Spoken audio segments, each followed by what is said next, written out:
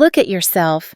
I honestly don't know why I ever chose you. You're dry, rigid, and as bland as the paperwork you spend your life on.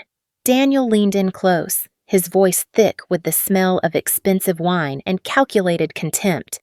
As grand as the chandeliers shone over the gala tonight, Daniel's words felt that much cheaper. I went still. But at that exact moment, his phone on the table illuminated. A name flashed across the screen, accompanied by a bright red heart, Samantha. Daniel didn't even flinch. He looked at it, then back at me with a cold indifference, as if daring me to make a scene, waiting for me to cry, so he could brand me as the crazy, unstable wife in front of the city's elite. But Daniel was wrong. I didn't cry. I simply set my champagne glass down, stood up, and walked away without a single glance back. Daniel thought he had just humiliated me. He had no idea that the name Samantha was the final piece of the puzzle I had been missing. He thought I was a pathetic victim, but in reality, I was the silent architect who had been meticulously designing his downfall for the past 6 months. Listen closely, because this is not your typical story of a woman scorned. This is the journey of a woman dismissed as ordinary, who used her intellect and those very bland files to wipe out the reputation, the fortune, and the future of a traitor. By the end of this story, you will see when a self-important man loses the ground he stands on, he doesn't even get the chance to fall. He simply vanishes. Don't miss the final twist, because that is when justice is served in a way Daniel never saw coming. My name is Nicole, and at 38, I have spent the better part of a decade as a senior healthcare administrator, a role that requires equal parts clinical precision and ironclad nerves. I grew up the daughter of a federal investigator, a man who taught me that while people might lie, the data never does, and it was that upbringing that led me to become the backbone of St. Jude's medical expansion. For years, I have been the invisible hand guiding not only the hospital's financial recovery, but also the meteoric rise of my fiancé Daniel, whose real estate empire was built on the foundations of the regulatory compliance. I whispered into his ear at night. The grand ballroom was a cathedral of glass and gold, shimmering under the weight of 300 VIP donors and the heavy scent of gardenias. As I stood at the edge of the dais, smoothing the silk of my midnight blue gown, I looked out at the sea of faces, senators, surgeons, and socialites.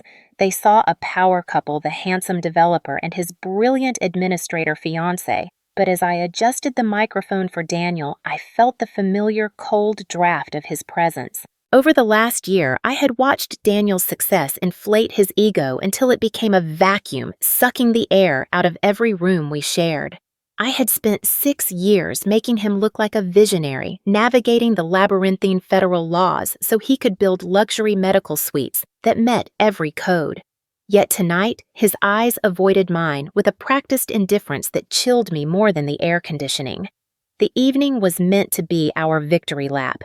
I had just finalized a restructuring of the hospital's endowment that increased our funding by 20% a feat that allowed Daniel's firm to secure the most lucrative construction contract in the state. I was the engine. He was the shiny, polished hood. When Daniel stood to give his toast, the room fell into a respectful silence. He looked every bit the hero, tall, charismatic, and radiating a confidence that I knew was fueled by the documents I had stayed up until 3 a.m. vetting. He thanked the board, he thanked the donors, and then he turned his gaze toward me. For a fleeting second, I expected a shred of the old Daniel to emerge, a hint of the man who once valued my mind. Instead, he signaled to an assistant who brought out a gift-wrapped box. The room hummed with anticipation, thinking this was the moment he would finally set a date for our third postponed wedding. Daniel's smile was razor-thin as he spoke into the microphone. He told the crowd that I was his right hand, the woman who kept the lights on. Then he handed me the box and said, his voice echoing with a deliberate, mocking clarity, that he wanted to give me something to help me focus on the only thing I was truly born to do. I opened it to find a high-end industrial-grade laptop. It wasn't a romantic gesture, it was a brand. Daniel leaned into the mic and added his tone dripping with a condescension that felt like a physical slap that this would help me stay organized with my paperwork so I wouldn't get distracted by things above my pay grade. In that moment, he demoted me in front of everyone we knew. He didn't just insult me, He reclassified me from a partner to a clerk, a mere functionary whose only value was her ability to process his chores. I could feel the pitying glances of the women in the front row, the awkward shifts of the donors who knew exactly what a public execution of dignity looked like. My face remained a mask of professional calm, a skill honed through years of board meetings. But inside, the final thread of my loyalty snapped with a soundless pop. The humiliation was calculated a preemptive strike designed to remind me that in his world I was an employee he intended to marry, not a mind he intended to respect. As I stepped down from the dais to a smattering of confused applause, we returned to our table. Daniel sat beside me, but his attention was already elsewhere. His phone, resting face up on the white linen, vibrated with a sharp, persistent buzz. The screen lit up, and there it was, the name that had been a ghost in our house for months, Samantha. Beside her name was a red heart emoji pulsing against the digital blackness like a taunt. I looked up and saw her. She was standing near the bar barely 30 feet away, wearing a dress that cost more than a month of my mortgage, looking at Daniel with a smirk that possessed him more than I ever had. She didn't look away when I caught her eye. She didn't have to. She knew what Daniel had just done, and she was basking in the fallout of my public shaming. I didn't scream. I didn't reach for the wine to throw it in his face. Instead, I felt a strange, terrifyingly clear sense of relief. As I watched the heart emoji fade back into the shadows of his screen, I thought about the stack of routine disclosures Daniel had been pressuring me to sign over the last 6 months, the ones involving his new parking garage project, and a series of LLCs that didn't quite make sense on paper. He had told me they were just formalities, a boring necessity for the bank. I had sensed the shift in him long ago. And while I had been playing the part of the devoted fiancé, my father's daughter had already been at work. I had flagged those documents, archived every suspicious email, and built a digital trail that led straight to a cliff Daniel didn't even know existed. I quietly set my champagne glass down, the bubbles still dancing against the crystal. I leaned over and whispered into his ear, not a plea or a curse, but a simple cold goodbye that only he could hear. I walked out of that ballroom with my head held high, leaving the gift, the man, and the illusions behind. As the valet brought my car around, I felt the weight of the laptop box in my memory, the tool he gave me to do my paperwork. He thought he had just humiliated me in front of the world. He didn't realize he had just activated the exit strategy I'd been building for 6 months. The drive home from the gala was the quietest 30 minutes of my life, a stark contrast to the roar of blood pumping through my veins.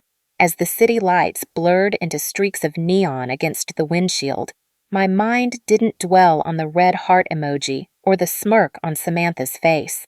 Instead, I found myself retreating into the cold, comforting logic of the regulatory statutes I knew by heart. My professional instinct, the one Daniel had so publicly mocked as clerk work, was now the only thing keeping me upright. This hadn't started tonight. The rot had been set in motion 6 months ago during a rainy Tuesday afternoon when Daniel walked into my home office with a stack of routine disclosures for the hospital's new multi-story parking expansion. At the time, he had been uncharacteristically affectionate, kissing the top of my head and complaining about the bureaucratic red tape that was slowing down his firm's ability to break ground. He asked me to sign off on a series of interagency compliance forms as the hospital's primary administrator, assuring me they were just formalities to appease the bank. But my father had raised me to read every line, especially the ones written in the smallest font.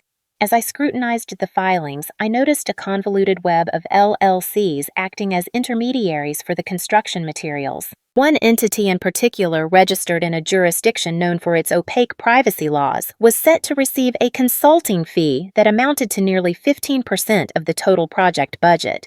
To an outsider, it looked like standard overhead, but to a trained compliance officer, it screamed of a kickback scheme designed to siphon hospital funds into private pockets. I didn't confront him then. I knew Daniel well enough to know that a confrontation would only lead to him shredding the evidence and finding a less scrupulous administrator to sign the papers. Instead, I began my own silent audit. Every evening after he fell asleep, I retreated to my study, creating a secret digital breadcrumb trail. I archived every email where he pressured me to skip the fine print, every text message where he promised a lavish vacation once this specific deal closed, and every suspicious ledger entry I could find in our shared cloud drives. I was no longer just his fiancé. I was a federal investigator in a silk robe documenting the slow-motion collapse of his integrity. I watched him change over those months, becoming more irritable, more desperate for me to put my name on those lines. He needed my signature because my reputation was impeccable. I was his legal shield, the person whose professional license would be the first thing the authorities looked at if the hospital's board ever questioned the rising costs. By refusing to sign, I had unwittingly backed him into a corner, and tonight's public humiliation was his attempt to force my hand through emotional exhaustion. The morning after the gala, the final confirmation of his plan arrived not with an apology, but with a settlement email sent at 4 a.m. It was a cold clinical document drafted by his high-priced attorneys. Daniel offered me a quick, quiet dissolution of our engagement and a generous cash payout provided I signed a comprehensive release of claims. Hidden deep within this legalese was a specific clause, a sworn statement confirming that I, as the senior healthcare administrator, had found no conflicts of interest or regulatory irregularities in his recent projects. It was a masterpiece of psychological warfare. He expected me to be so broken by the sight of Samantha so eager to erase the memory of the night before that I would sign anything just to make the pain stop. He wanted me to flee into the night, leaving him with a clean bill of health and a permanent gag order on the woman who knew exactly where the bodies were buried. He thought my heart would override my brain, that the sting of his sneer would make me reckless. But he underestimated the clarity that comes with a shattered illusion.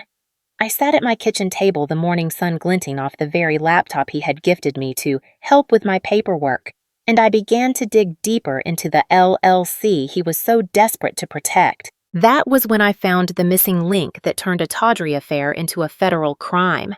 Samantha wasn't just the woman with the heart emoji. She was the listed co-signer and majority shareholder of the shell company receiving those consulting fees. Daniel had been incredibly clever. He had structured the entire project so that he remained a third-party contractor with no direct ties to the suspicious LLC.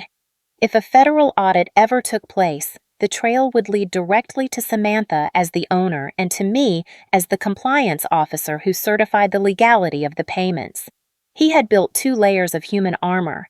If the scheme succeeded, he walked away with millions in offshore accounts. If it failed, he would claim plausible deniability, painting himself as a victim of a corrupt administrator and a greedy mistress who colluded behind his back. He wasn't just cheating on me. He was setting me up to take a fall that would end my career and potentially land me in a federal prison. He had looked me in the eye every morning for half a year, told me he loved me, and all the while he was measuring me for a scapegoat suit. The depth of the betrayal was breathtaking, far more profound than any physical infidelity could ever be. He had tried to weaponize my own professional ethics against me, believing I was too bland to see the monster hiding in the fine print. But as I uploaded the final set of encrypted files to a secure server, I felt a surge of cold, righteous power. The affair wasn't the real betrayal. The paperwork was, and he had no idea I'd already turned his trap into his cage.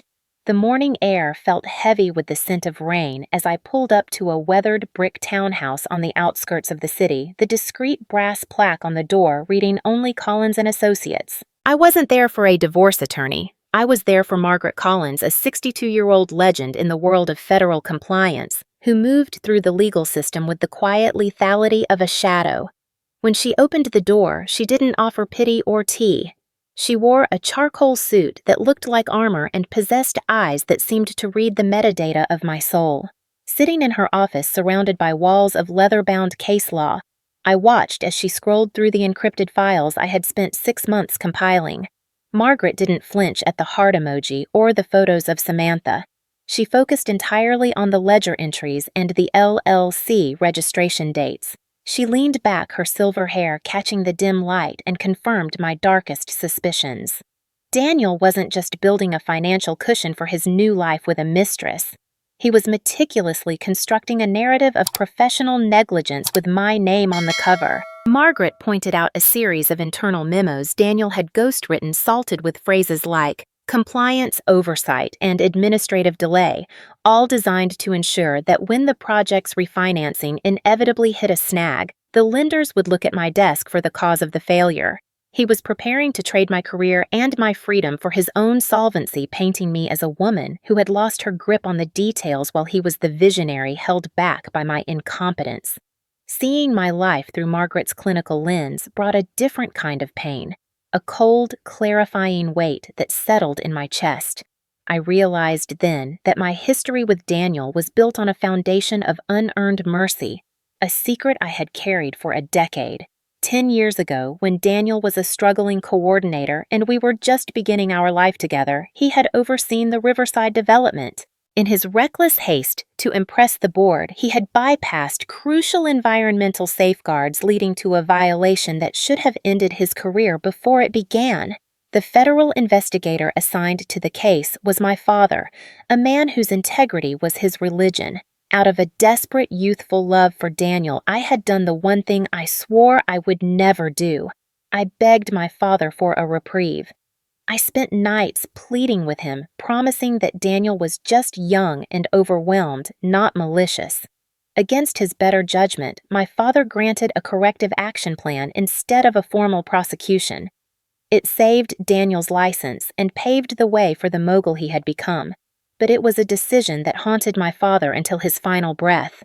He died with the regret of that leniency etched into his face, knowing he had allowed a predator to remain in the garden. Sitting across from Margaret, I finally understood that this wasn't just about a failed engagement or a crooked parking garage.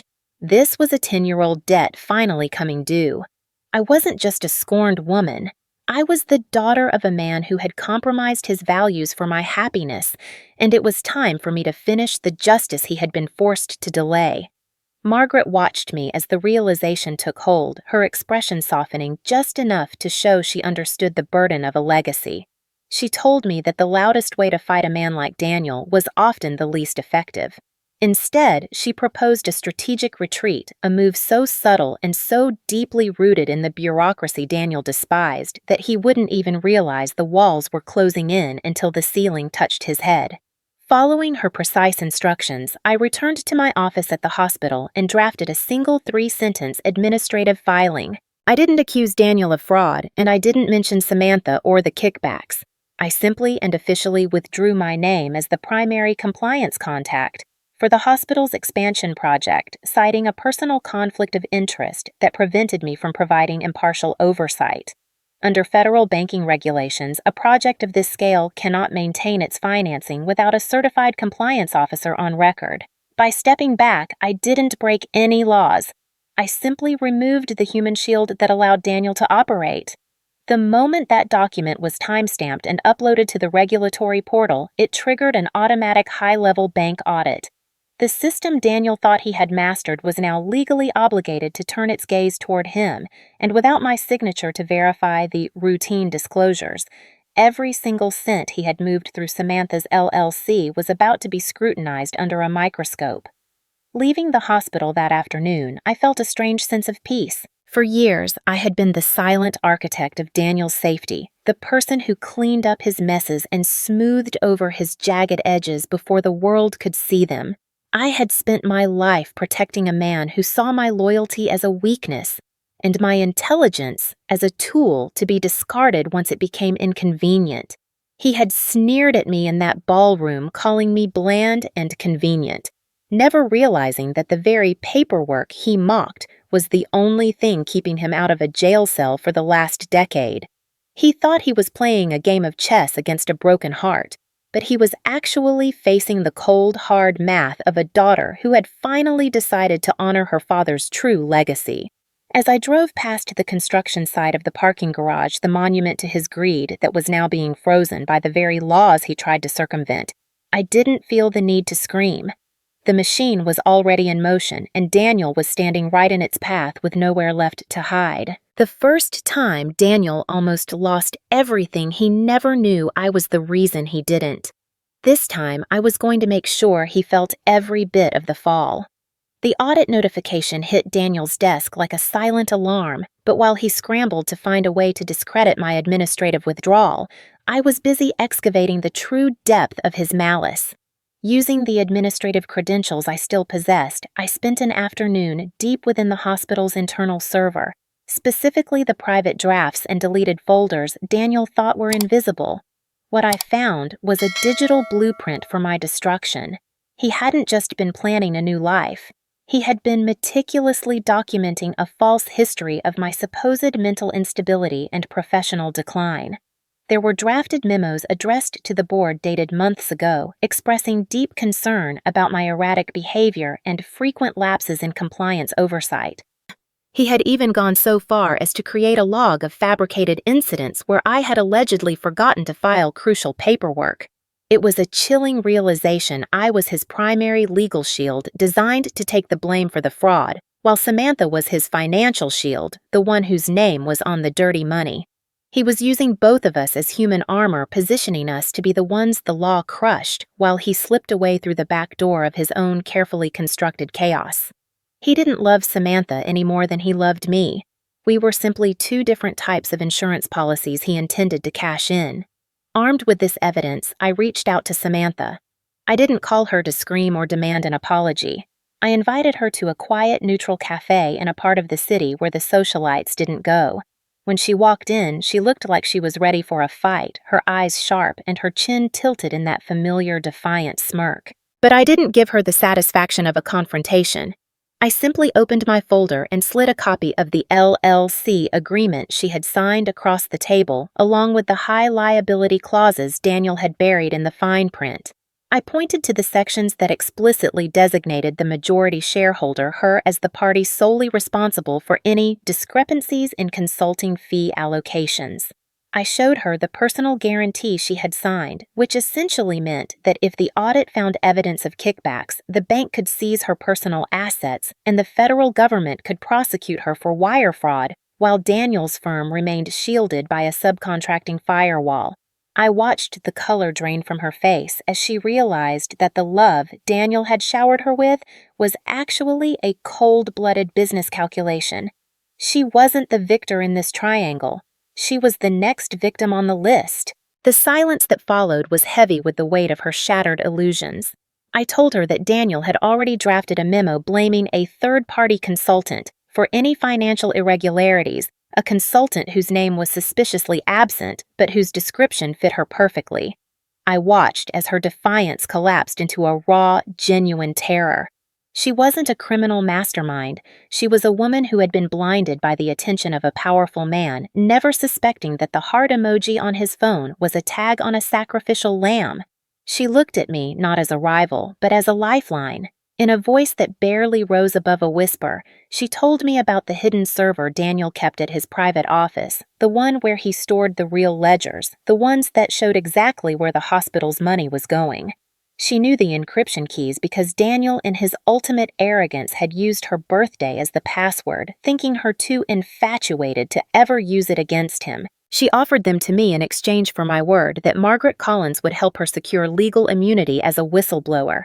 I agreed not out of friendship, but out of a shared necessity for the truth to be told. I didn't take those keys to the police or a tabloid.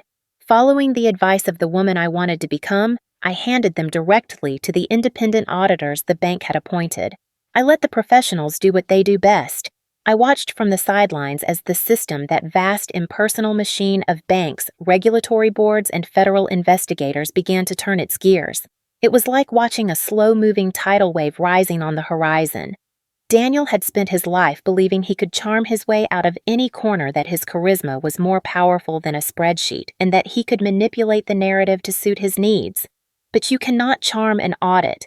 You cannot gaslight a federal regulation. As the auditors gained access to his hidden server, the discrepancy between the routine disclosures he had tried to force me to sign and the actual flow of cash became a glaring, undeniable fact. The hospital board was called into an emergency session, and the bank froze all of Daniel's corporate accounts pending a full forensic investigation.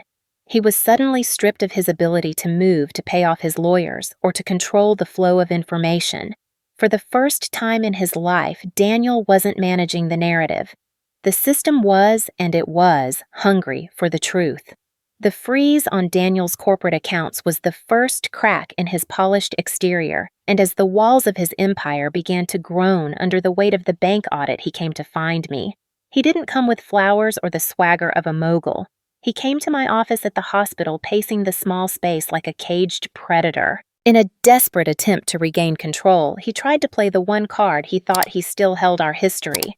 He sat across from me and laughed a hollow grating sound as he dismissed the mounting legal pressure as a mere misunderstanding. He brought up the Riverside project from 10 years ago, leaning forward with a conspiratorial wink, claiming that incident had been just as much of a nothing burger as this current audit. He looked me in the eye and said that back then, the investigators had realized he was a genius, whose vision shouldn't be hampered by a few missing permits, and that he had survived simply because he was too big to fail. I sat there paralyzed by the sheer magnitude of his delusion. He truly believed he had succeeded because of his own brilliance, never once realizing that he had only survived because I had spent weeks on my knees, metaphorically speaking, begging my father to bury the evidence of his incompetence. Daniel had never even bothered to read the final corrective files I had stayed up all night drafting a decade ago. He had just signed where I pointed and moved on blinded by an arrogance that prevented him from seeing the hands that were actually holding him up. His greatest blind spot wasn't the law. It was the fact that he never recognized the sacrifice of the woman standing right in front of him. As the gravity of the forensic audit began to sink in, Daniel's gaslighting collapsed into a raw, frantic desperation.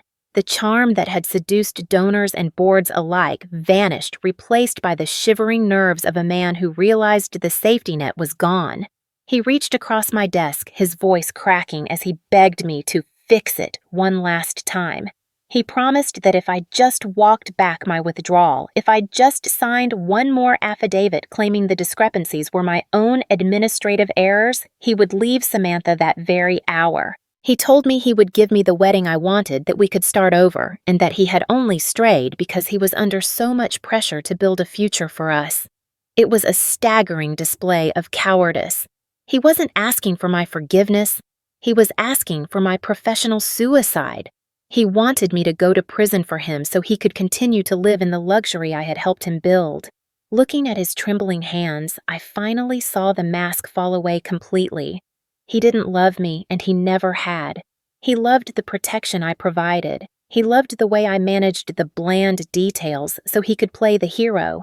I realized that if I saved him again, I would be murdering my own soul. I would be confirming his belief that my only value was as a sacrificial lamb for his ambition. Most importantly, I realized that saving him would be the ultimate betrayal of my father's memory. My father had compromised his life's work for my sake, and to use that gift to protect a man who had no remorse would be to spit on his grave. The clarity of that moment was bolstered by a knock on my door. Margaret Collins entered her presence as steady and unyielding as a granite mountain. She looked at Daniel with a cold, professional disdain that seemed to shrink him into the upholstery. After Daniel had been ushered out by hospital security, Margaret sat down and placed a hand on mine. It was then she revealed the final piece of the connection. She told me she had been my father's closest colleague for 20 years, and that she had known about the Riverside reprieve from the very beginning. My father had called her weeks before he died, expressing his fear that I was still trapped in a cycle of protecting a man who would eventually destroy me. Margaret hadn't just taken my case because of the evidence. She had been waiting for me to wake up for a decade, honoring a silent promise to a dead friend to be there when I finally decided to choose myself. The legacy of my father's integrity, which I had once seen as a burden of guilt, suddenly transformed into a shield of strength. I wasn't just a daughter making a choice. I was a part of a generational line of people who believed that the truth mattered more than a comfortable lie. With Margaret standing beside me, I picked up the pen. It wasn't the pen Daniel had gifted me, but a heavy fountain pen that felt like it carried the weight of justice.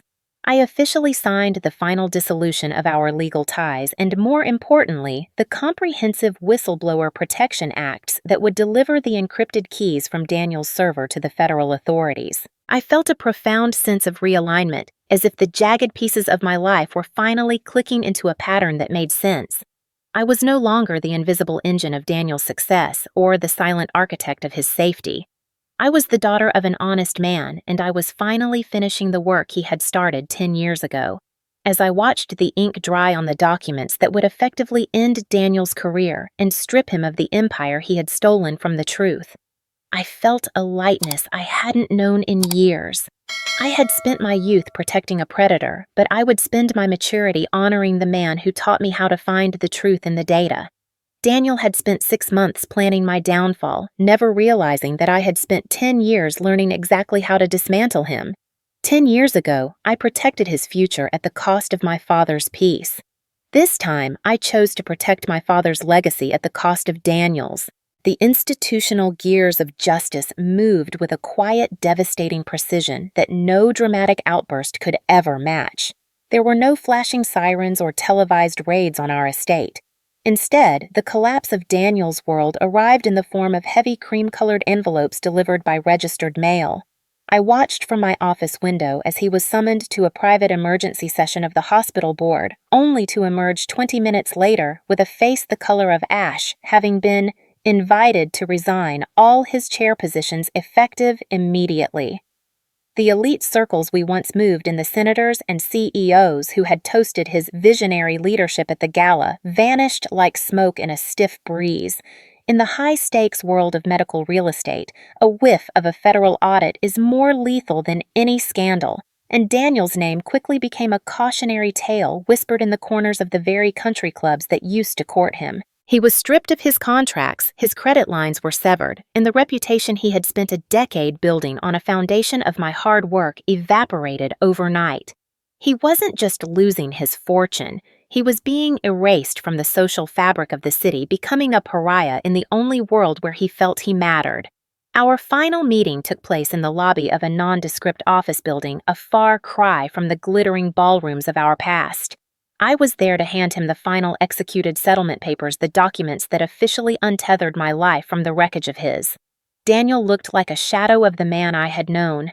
His expensive suit hung loosely on his frame, and the arrogance in his eyes had been replaced by a frantic, bitter confusion.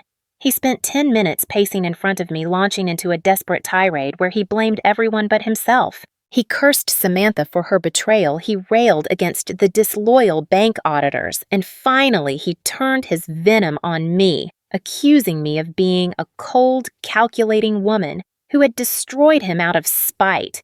I let him finish watching him with the detached curiosity of a scientist observing a specimen. When he finally ran out of breath, I looked him in the eye and delivered the truth he had spent 10 years ignoring. I told him that he didn't lose his empire because of a mistress, a lawyer, or a stroke of bad luck. I told him that he had spent his entire career believing he was a titan, never bothered to look at the ground he was standing on. I reminded him that I was the one who had mapped the terrain, reinforced the foundations, and filled in the cracks of his incompetence for a decade. I was the ground, Daniel, I said softly, and I just stepped aside. The 6 months that followed were a masterclass in rebirth. I moved into a sun-drenched apartment overlooking the river, a space that belonged only to me, and accepted an offer to become the chief operating officer of a major regional healthcare network. My work was no longer invisible. It was the cornerstone of the organization's integrity. Today, I stand at a mahogany podium in a room filled with 400 women for the annual Women in Leadership Luncheon. As the sunlight streams through the windows, I look out at a sea of ambitious, intelligent faces and speak to them about the true power of boundaries and the vital necessity of self-worth. I talk about how documentation isn't just paperwork. It's a record of one's truth, a shield against those who would try to rewrite your narrative. I am radiant successful and, to my own surprise, entirely free of the bitterness that I once feared would consume me.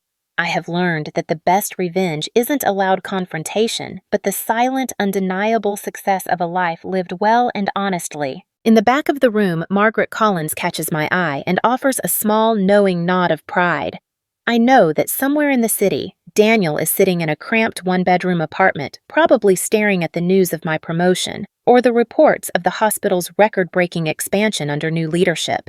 He is a ghost of a past life, a man who survived for 10 years on the oxygen I provided, only to realize too late that he never learned how to breathe on his own. I no longer carry the guilt of my father's mercy or the weight of Daniel's failures. I have finally claimed the legacy that was always mine, to hold the legacy of a woman who knows her value and refuses to be the silent engine for someone else's ego. As I step down from the stage to a standing ovation, I realize that the view from the top is much clearer when you aren't carrying someone else's shadow. The first time he fell, I caught him. The second time, I stepped aside and finally learned how to fly. If you found strength in Nicole's journey from a dismissed partner to a powerful architect of justice, make sure to subscribe to our channel so you never miss a story of resilience and triumph. We believe every woman has a story worth telling, and your support helps us bring these narratives of empowerment to light. We want to hear from you. Was Daniel's social erasure a fitting punishment, or did he deserve a harsher legal fate? Many of our viewers often discuss whether the silent professional approach is more devastating than a loud confrontation. Share your thoughts in the comments below. Your insights and experiences enrich our community and spark the vital conversations that help us all grow stronger. Do you think Nicole was right to involve Samantha, or should she have handled it entirely on her own? Your opinions matter to us, and we look forward to reading every perspective. By joining our community, you are standing with women who refuse to be overlooked. Thank you for watching, for sharing your voice, and for being part of this incredible journey of self-discovery and justice. We will see you in the next story, where the truth always finds its way to the surface.